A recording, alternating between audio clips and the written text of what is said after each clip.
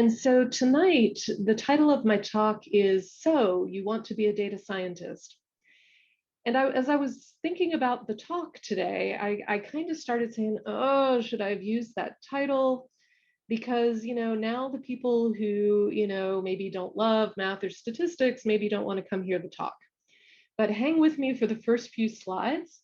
And I think you'll understand why I'm interested and why did I think it was important to talk to you about data science right now.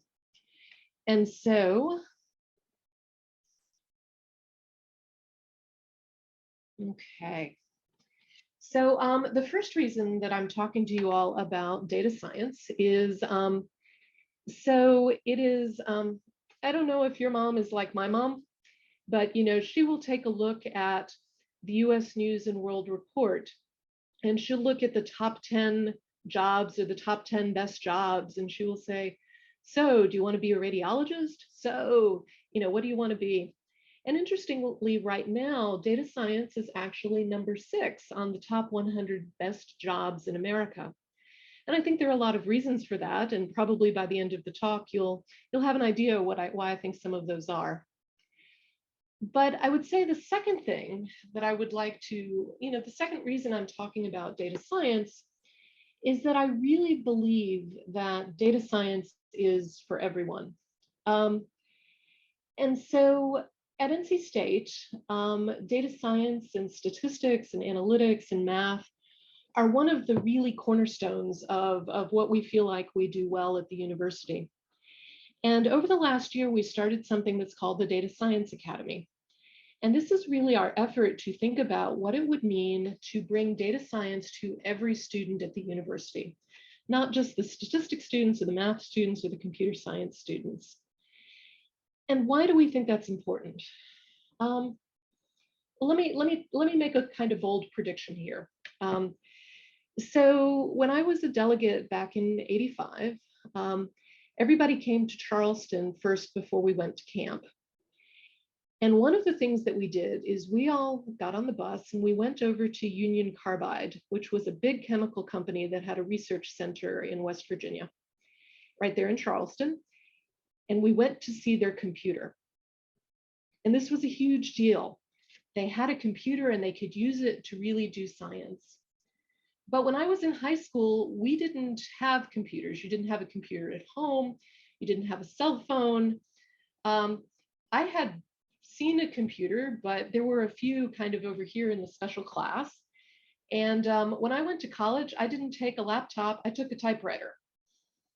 There weren't laptops yet, but, and again, I'll talk some about what I did, but computers were still those kind of special things that you went over to a specific computer center and they were all kind of over there.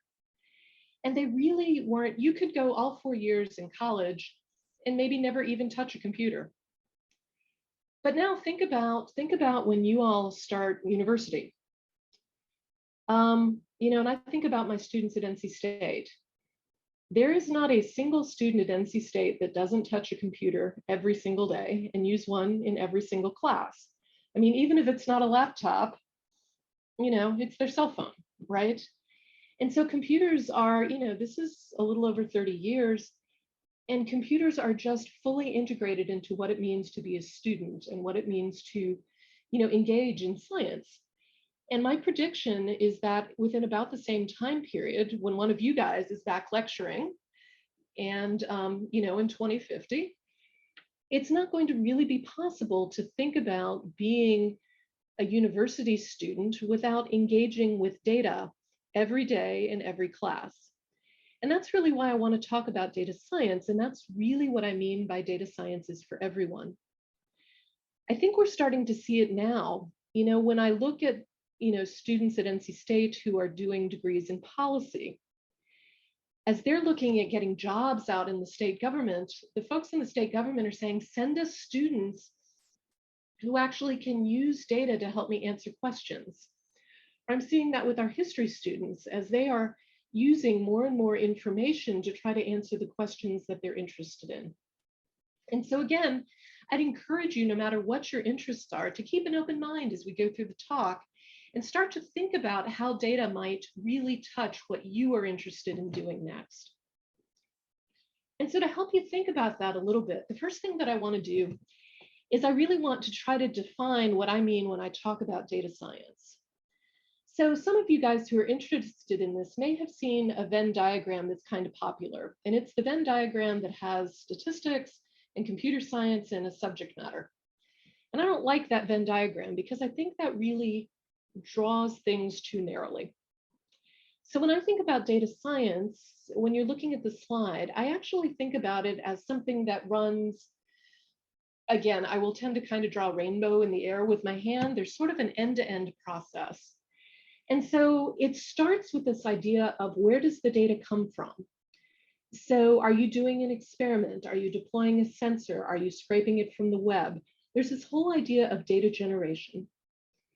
And then there's the issue of collecting the data, of curating the data, of trying to make sense. There's the processing, the storage, the designing the databases or the data lakes or the data warehouses. There's managing the data. There's thinking about privacy and security and how to get it formatted to be useful. There's the analysis of data, which as a statistician is a place where I spend a lot of my time thinking. There's thinking about how you visualize data. So I'm sure you all have your favorite spot where you see these really cool infographics, about really visualizing what data is doing. And then there's that interpretation and use of data. And so when I'm thinking about data science, I'm actually thinking about this process end to end. And I will admit, I'm a professional data science, and I don't do everything in this whole process equally well. There are places in this diagram where I tend to work. And so the challenge I'm going to have for you as we're going through is to really think about, as I'm talking about what part of this diagram are we on? And what sounds interesting to you? Are you really interested in thinking about visualizing data? Or is the cybersecurity piece interesting? Or is really just the analysis and the use to answer questions you care about, what you're interested in? There are a couple of quotes that I like because I think they really get at this idea that I have that data is becoming more and more ubiquitous and is more and more useful in everything we do. And so the first one is that we can collect, store, and analyze increasingly large and heterogeneous data sets. This has led to fundamental changes in the kinds of questions we can ask and the ways that we can answer them. And then the second thing is a quote from Carly Fiorina. The goal is to turn data into information and information into insight. Okay, so what I'm going to do now is I'm going to try to make this a little concrete, and I'm going to talk some about what I do, and to give you an idea of the many different kinds of opportunities that I've had to do things as a statistician and a data scientist. So let me start with my picture from camp. I am the one on the left-hand side. But this is a picture from camp in 1985. So I had just graduated from high school in West Virginia. And I will be honest, I came to camp and I really didn't have a good idea of what I wanted to do. I knew that I liked math, but I really didn't have any idea what it might mean to turn math into a job. So I went to college. I went to Rice University in Houston, Texas. And I changed majors about every 3 weeks. So I always took math courses because I liked math courses, but I was one class short of a linguistics major. I spent a year as a mechanical engineer. I took Russian. I did a lot of stuff while I was in college because, again, I was really searching to figure out what I wanted to do. And then the summer before my senior year, I came home. My parents by that time had moved to Raleigh, North Carolina, where I actually live now. And I got a job working for a pharmaceutical company. This company was called Burroughs Wellcome. It is now part of GlaxoSmithKline. And I was working on helping analyze data from I'll be honest, I was an undergraduate summer student, so I was working on a clinical trial that wasn't that important. It was actually for a medication that helped combat oral cold sores, but something that was really interesting going on in the department at that time. So at that time, they were doing the first clinical trials for a medication that's called AZT. So I don't know if you guys know what AZT is for, but AZT was the first effective medication that combated HIV. So when I was in high school, if you got HIV, there were no treatments. And so it was, you died. Now, of course, with medications, it's something that can potentially be managed. So the light bulb went off. I said, oh, wait, these are people and they're using math and statistics and they're doing work that can help save people. I want to do that. So I went back and I did my senior year. I did a lot of math, well, I was already a math major, but I did more math. I did some statistics. I took some biology courses. And then I headed off to Carnegie Mellon University in Pittsburgh to do my master's degree in statistics. While I was at Carnegie Mellon, I had the chance to work in the epidemiology data center at the University of Pittsburgh, right down the road. And they were doing some of the first comparisons between balloon angioplasty and cardiac bypass surgery. So when you have an artery that gets blocked, there are a couple different ways you can unblock it. One way is they can cut you open and they can replace the artery. The other way is they can thread something up through and use a balloon to try to open things up. And so these were some of the first trials for that technology. And again, I said, yes, this is what I need to be doing. So I took my master's degree. I went to the National Institutes of Health for a couple of years. I did a lot of work working primarily with clinical nurses to try to improve patient care. So for example, I did a lot of work in helping figure out how to wean patients from ventilators. So that was interesting. When COVID started, I randomly knew a fair amount about ventilators. And then I decided that to actually do what I wanted, I needed to get a PhD. And so why is that? What I had figured out is that with a master's degree, I could do a lot of data analysis, but sometimes I saw problems that maybe the methods weren't quite worked out yet. And I wanted to be able to invent the new methods. And to do that, I needed to go back and I needed to get my PhD. So I went to Duke for my PhD. My thesis looked at how to understand variation in brain images. The use for that actually was in helping to align patients to do radiation therapy when they had brain cancer. And so this is great. I get my PhD. I've been doing bio work for the last 7 or 8 years, and life happened. So I was married at the time, and my husband decided that he was going to do his PhD at New Mexico State University in Las Cruces, New Mexico. And Las Cruces is a terrific place, but it is not a hotbed of biomedical research. So I needed a job. And I got a job at a little tiny company. It was a 5-employee company called Cowboy Programming Resources. Yeah, seriously, it was called Cowboy Programming. And on my business card, I actually had a picture of a saddle with a 9-track tape hanging off the saddle horn. So yeah, but it was a terrific place. And what did we do at Cowboy? So we did operational evaluation of air defense artillery systems for the Army. You're probably like me. My first day, I didn't know what any of those words meant. So let me unpack a little bit what we worked on. So the first thing is, let me talk about air defense artillery. So that is something that shoots at something that flies. So think about that for a minute. Sometimes you see pictures coming out of the wars in the Middle East. You will see people with a shoulder-fired missile, and they will maybe be shooting at a helicopter. So that's air defense artillery. It's something that's shooting, the shoulder-fired missile at something that's flying, the helicopter. But it's also something like our national missile defense system, where we have a system that will try to launch and potentially intercept another ballistic missile. So those were the kinds of systems we thought about. And then operational evaluation means trying to test them in as realistic a situation as you can, as best you can, the way they will be used in combat.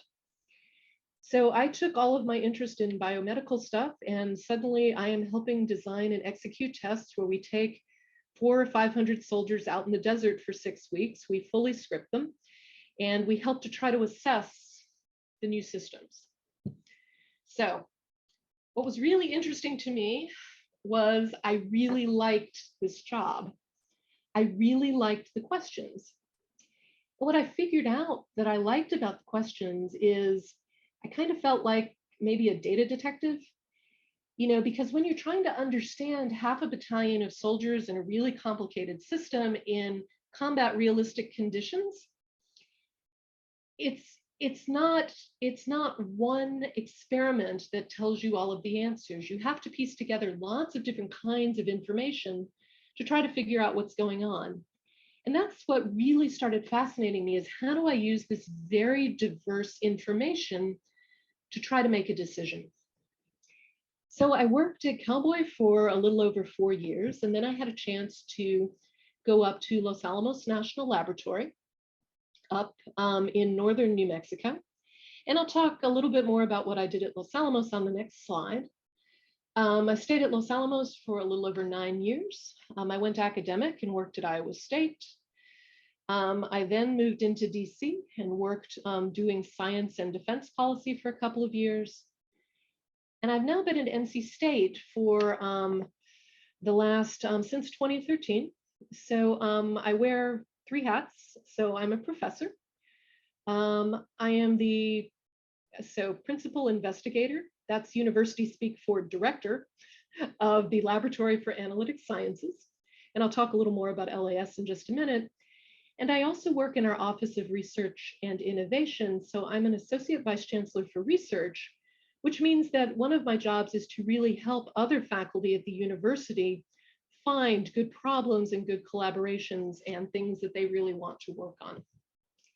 So let me talk to you, let me give you a few examples of the kinds of problems I'm interested in. Then we're going to really dive into one problem in particular. So when I think about some of what I do, a lot of the problems that I work on tend to be big questions.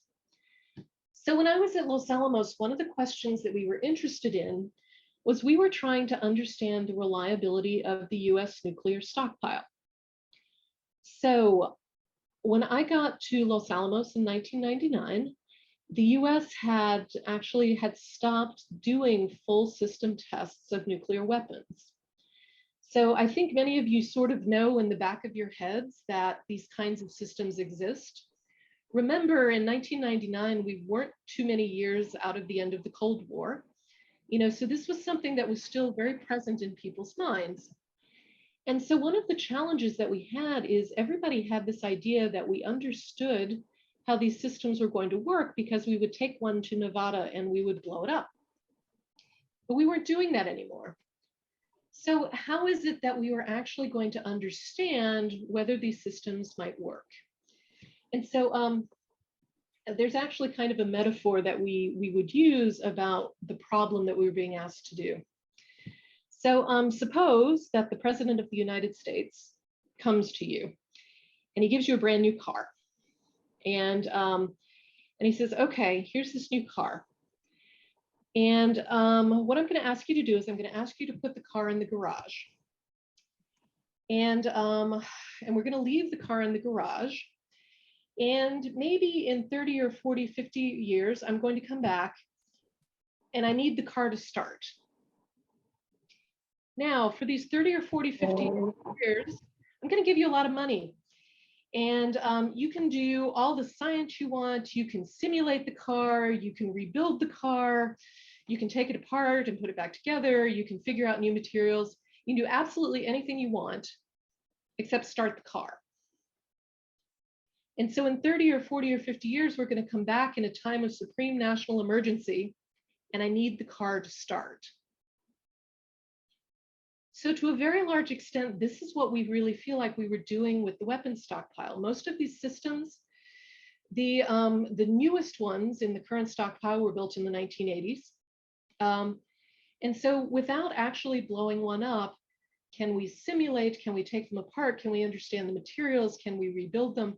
What is it that we need to do to make sure that we actually understand what's going on? And if you think back to the kinds of statistics questions that I'm interested in, this is a really interesting question that involves trying to put together many different kinds of data and experimentation to characterize a complicated system. So that was some of my work at the National Lab.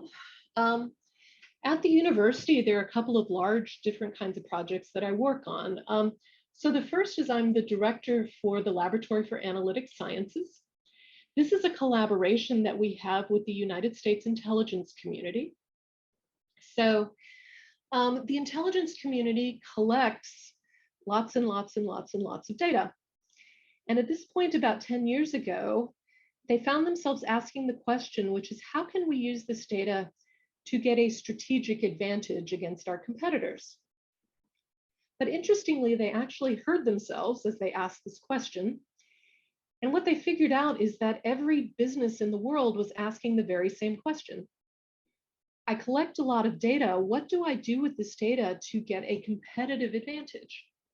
And so they figured out that developing partnerships with businesses and with academia might really help them move forward some of these questions they were asking around big data.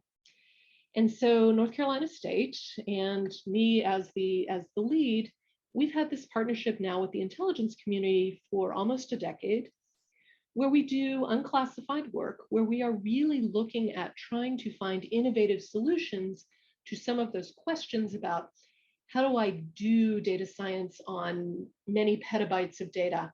How do I find the information that I'm looking for? How do I make humans and machines work well together? I'd say in addition to that, though, I also do a fair amount of work in non-proliferation. So in thinking about how we use data to understand whether a country is trying to obtain weapons of mass destruction. Again, this is one of those sort of detective puzzles where you're putting together lots of different kinds of information.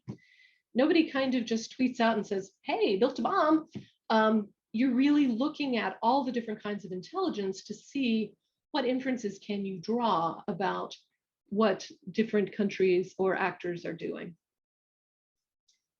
So now I want to give you, I'm actually going to walk through a bit of an example and try to give you a flavor of what some of the questions are that I work on. This is a problem that I worked on for the Department of Defense around missile defense. So I mentioned earlier this idea of air defense artillery, or something that shoots at something that flies. So this is a problem that came out of trying to understand the National Missile Defense System. So in the United States, primarily on the west coast of the United States, we have systems deployed that if someone shoots a ballistic missile at the United States, we would launch one of these missiles and we would try to hit it. So it's called a kinetic kill. So we're going to try to hit this incoming missile with something that we launch. And so as they were testing the system, one of the things that they had to do was they had to think about how are we going to develop a realistic thing to shoot at, a realistic test target. Because you want something that looks like the ballistic missile that, might be flying towards you. And so, you don't just order a threat ballistic missile from Amazon, you actually have to build it. And it's a fairly complicated kind of system. And so I kind of wrote the formal words on the slide, but the problem was we were going to fly a high fidelity, which means as much as possible like the system we want to test against, threat representative, so that means what the other country might be shooting, missile system, for theater and strategic. So strategic means, for example, coming from, North Korea. missile defense data collection and interoperability exercise. So we want to use it for a test. We don't have one, so we're going to have to build one. It's fairly complicated. It's going to be basically one of a kind. It's expensive. So actually, we ended up building two, and each test cost almost $200 million. So you really want it to work. And so when I say high reliability is desired, what that basically means is when you launch it, it should fly, right? And the last bullet is a pre-flight risk reduction flight. That means you don't get to do a test, you get to build one and then you fly it in the real test. Because they're expensive. You don't get a practice one, you have to go ahead and fly it. So what was the question that I was working on? I was actually trying to help the folks building the system understand the reliability of the missile that they were building. So how do we actually do that? Well, the first thing that I thought is, okay, let's kind of get a diagram that, talks about what all the parts of the missiles are and how they all fit together. Think the blueprint. They didn't really have that. What they had, and where we literally started, is with this PowerPoint slide, which basically described what the missile did. And so if you start left to right, it's on the launch pad, and then you launch it, and at a certain point, it's burned out the first range of fuel, so you drop off the first fuel tank, then it flies some more, and then at a certain point, it tips over, and then you start deploying a nose cone and some test instruments and some cameras. At a certain point, you get to the top, the apogee, and it starts to re-enter. And then you get some additional separation, and then you might want to be testing some countermeasures. So maybe you're going to deploy some other things that also look like the nose. The nose is where the bad stuff is, where the explosives or the biological weapons are. So that's what you want to hit. So one of the ways that they try to spoof you to try to keep you from being successful is they try to put a bunch of stuff in the air that looks like what you're shooting at, so you aren't quite sure which thing to shoot. So we started here, and it's like, okay, so this isn't a statistics problem yet. This is not a data problem yet. This is a PowerPoint chart. So what do I do with this? So then we actually started trying to take it from a picture into something that starts to look like events. What's going to happen? So you can see ignition. So you guys have seen this if you've seen like a space shuttle launch. They light the fuel and big fire as things are lifting off. And then you're going to have TR as threat realistic, boosted flight. So it's going to fly in a way that looks realistic. And then that middle section, remember, we're experimenting. So this is all the data collection. So we're going to do data collection. We're going to have cameras. We're going to deploy some things. The FASP is another camera. So again, this is all the data collection stuff. You're going to get things to apogee. You're going to have the nose, the reentry vehicle enter. You're going to impact, and you're going to deploy some additional experiments. So this is starting to look like something that I can work on as a statistician. This is getting really close to something that's called an event tree. And so as a statistician, when I can start looking at things like this, my next thought goes to data, which is, as I'm thinking about ignition, what data do I have that helps me understand whether ignition is going to work? What factors are going to impact it? If you think about the space shuttle, does it matter if it's cold? What is it that I'm going to be able to collect for data to help me understand whether each of these items actually is going to work or not? And so that's literally what we did. And so we started for each of these different activities. And this is sort of this is one that fits on a slide. When we actually put this together, there were 600 boxes. And so we actually then started mapping data and simulations and past experiments to this to try to see what we knew. The next thing we figured out, though, is that most of the decision makers really didn't want to deal with 600 different boxes. They actually wanted to deal with something simpler. And in the DoD, this is often called a stoplight chart. So this is, and forgive me, it simplifies things. And so Green is good and yellow is not so good and red is really bad. And so when you're talking to the decision makers, what they don't really want to know every detail. They would like to know is what's the chance that things are going to be fine? And what's the chance that things are going to be not great, but not terrible? And then what's the chance that this thing's just going to be a failure? And so if you look at some of these things, so the thing that would really make something a failure is, you spent your $100 million and you built your big system and it blows up on the launch pad and it never goes anywhere. You get no data, you don't learn anything. That's a failure. So that's red. If you lose a lot of your data, that would be something that would make it yellow. And then there are a variety of things where things are not quite nominal, they're not quite normal, but it's close enough, and that would be green. And so again, what we end up doing is we end up with a statistical model that's called a probability tree. And what does that look like? So you start with that first event. And so do you get a successful ignition? If you do, you're here. If not, it blows up on the launch pad and that's red. So I'm looking at the probability of going up one path or down the other path. If ignition is successful, can I maintain pitch, yaw, roll control? Can I actually steer it where it wants to go? If I do that, that's good. But if I don't have good control, that's bad. And if I lose control of how it's flying, I have to blow it up. That's really bad. Can I deploy the payload? Can I get the RVs deployed? Does it do what it's supposed to do, or does it burn up on reentry? Again, this is where the decision makers have to go. So if you're thinking about this problem, again, think about the kinds of questions that I'm interested in. I'm really interested in those kinds of problems where it's not just one experiment, but where you have many, many different experiments that you have to put together to understand a system.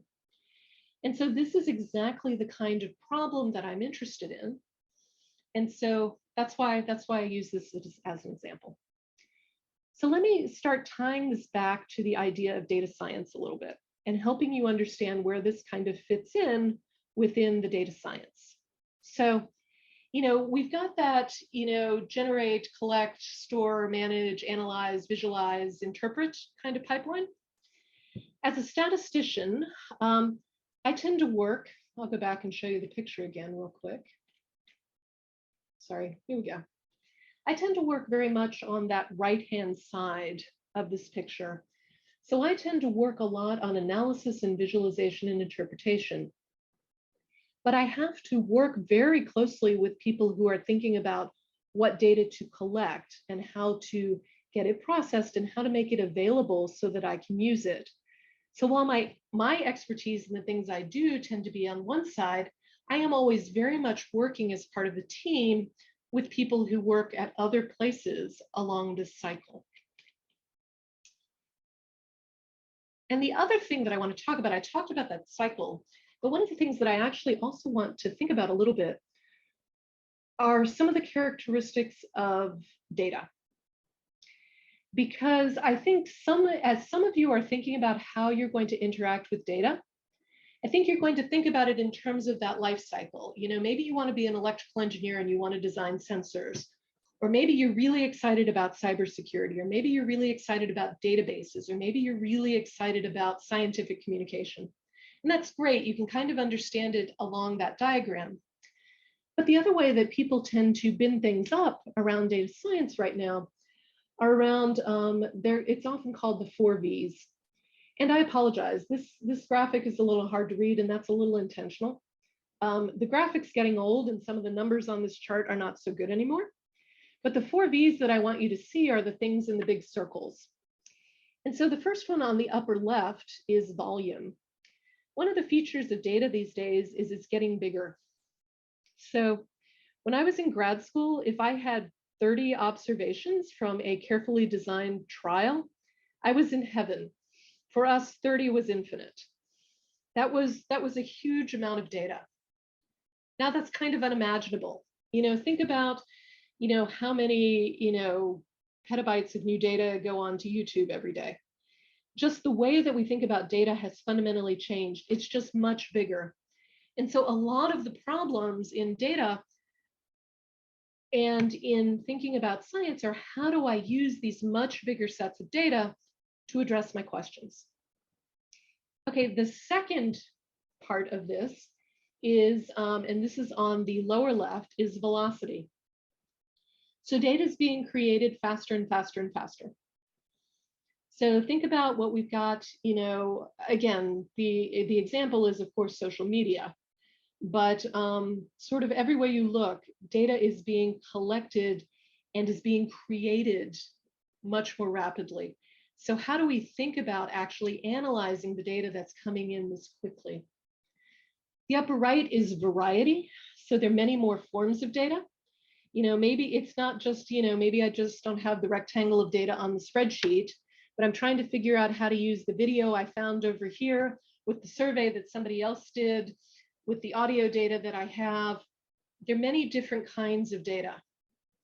So you can kind of tell when I situate myself in this space, that upper right corner, that variety, that using different kinds of information, that's where my expertise is. That's the kind of place that I'm really interested in working. And then the bottom right is veracity. So, I talked before about that, really careful experiment that got you 30 data points. Back when I was getting trained, when we thought about answering a question, it was very much scientific method. I have a question, I'm going to design an experiment, I'm going to get these data points. Every data point was, it cost, and it was very directly relevant. Things are different now. Now you can go out and you can go online and you can find huge amounts of data, but you didn't collect it. So what do you know about where it came from, and what its problems are? Is it reliable? Did it sample everyone? So that becomes a much more important question if you don't collect the data, but you're using the data. How much do you know about where it's from and its validity and its repeatability and its relevance to the questions that you want to ask? Okay, so one of the things that I also want to talk about, and this is something that the director of the NC State Institute for Advanced Analytics likes to talk about, is the skills for data scientists. Because I think a lot of times when people think, oh, I want to be a data scientist, the first thing they think is, I need to learn to program in Python. And what I'm going to argue is actually maybe not. If you take a look at, again, you think about what I'm talking about for this pipeline for data science, you think about the different characteristics of data. I think that if you do want to work with data, and I think more and more everyone's going to be working with data, you do have to get some skills to think about how to work with data, if only to look at it, to curate it, to manage it, to explore it. How can you use the data and understand that it's relevant to your question? But I would say equally important are the skills around communication. I talked about that whole pipeline. While I tend to work on analysis and visualization and decision making, I have to be working with the people who are building sensors and collecting data and setting up the databases. There's that huge amount of communication that has to happen, and collaboration. And then once you've done some analysis, how do you tell people what you figured out? So, I kind of laughed at that stoplight chart, but that was really important because the people I was working with didn't actually want to know what was going on in the electrical system. They really just wanted to know, should we launch this thing? And then in addition to that, there are going to be tools, the tools that you use to collect data, the tools that you use to visualize data. And then there's going to be subject matter expertise. What does that mean? What I always think of that as meaning is asking questions. What do you want to know about? What's the question you want to ask? What is the thing that you want to explore and understand how the data helps you work with that and understand that question? So I've really just got one more slide. The other thing I'm going to say about data science, and I think I've mentioned this a lot, is data science is really a team sport.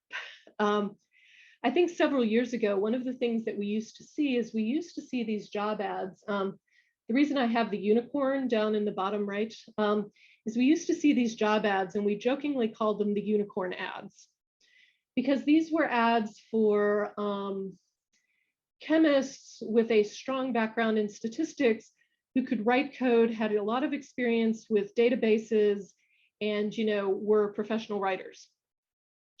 It's like, huh, so you're writing an ad and you actually want 5 people. So good luck finding that unicorn that you are defining as a data scientist. So I think what we are seeing more and more is that as we are looking at science and using data to answer questions, we're starting to much more see that we put together groups of people who are interested in varying parts of what's happening across the life cycle. And so we aren't seeing that unicorn. Well, you still see them, but people are starting to understand that that you don't advertise for the unicorn, you advertise for the people who can work together on a team to solve your questions. So with that, I'm going to put up my last slide. Again, why am I talking to you about data science? I'm talking to you about data science because I really fundamentally believe that data is the next revolution. That as you all go through school, as you start in your careers, you're going to be seeing increasingly the ways that data is intersecting with the questions that you want to ask. And I think that it is going to be important for you to start noticing that, start seeing that, start trying to understand how that is impacting the kinds of science that you want to do, the kinds of questions that you want to ask.